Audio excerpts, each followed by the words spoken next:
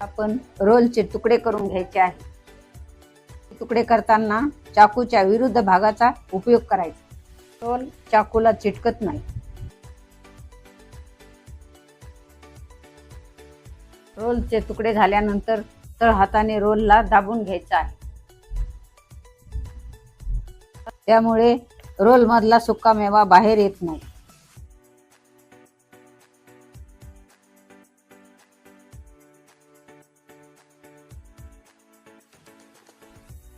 बाळांनो, आपल्या वड्या बनवून तयार आहेत। त्याला तुम्ही बदाम काजून सजवू शकता। खजूरच्या वड्या कोणत्याही कार्यक्रमाला। तर मित्रांनो, तुमच्या खजूरच्या वड्या कशा झाल्या ते मला कमेंट मध्ये सांगा। तुम्हाला खजूरच्या वड्या आवडल्या असतील तर लाईक करा।